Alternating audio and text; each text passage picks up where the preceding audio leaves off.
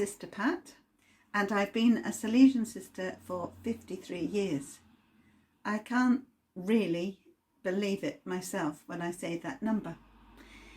As we come to Vocation Sunday, I'm naturally reminiscing, and I'm going to tell you that my call from the Lord began with 3 sweets. I moved to the Salesian school in Chertsey when I was just coming up for 12, and I had never really met sisters like the Salesian sisters. That was the first thing.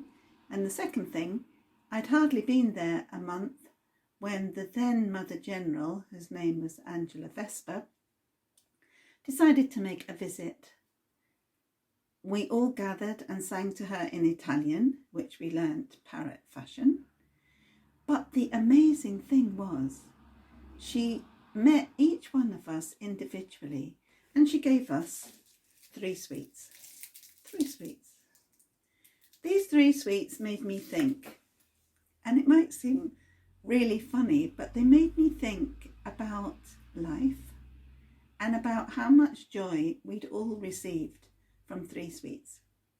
And that was basically and honestly the start of my vocation. I started to notice the sisters, the way they lived with each other, the way that they were always full of fun, they were in the playground, they were always ready for a laugh, and even when they had to tell you off, they did it rather nicely.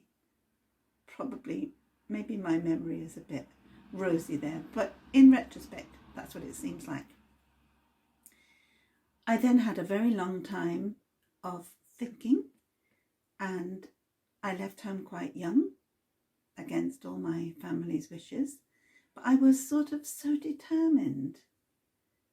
And during those years that I spent pondering the Lord's call, I have to say that I kind of got to know him better and better. Life in those days was very regular. The church's year was very important. The gospel and the saints, the way that they lived their lives, was presented to us.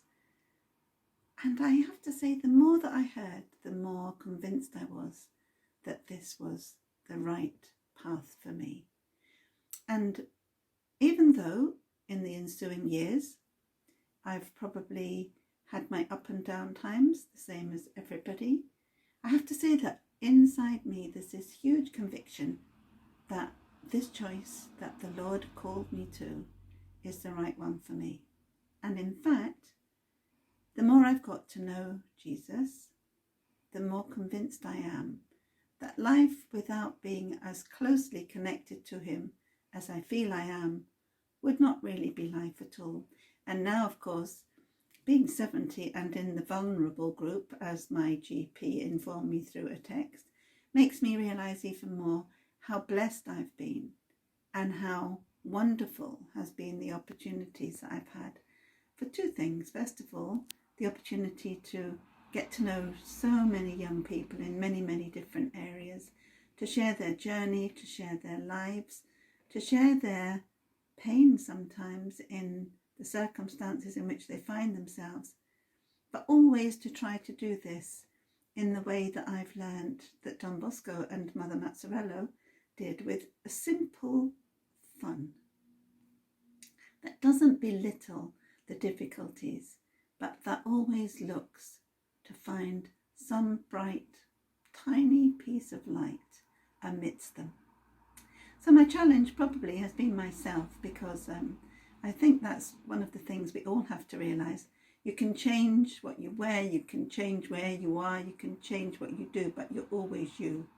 And I think one of the great opportunities of living in a community is that you very quickly find that you're not as perfect as you thought you were. And even after 53 years, I've still got plenty of things that I could do that would make life for everybody else a lot easier. But one of the constants has always been this friendship with Jesus. And I say to anybody who is thinking about Is it a scary thing to do? What will happen to me? The simple answer is, if you fall in love, you can't help yourself. And I think a call to a vocation is like falling in love. You don't know how it happens, really. You can't explain it, but you just have this great sense of bubbling inner joy and peace.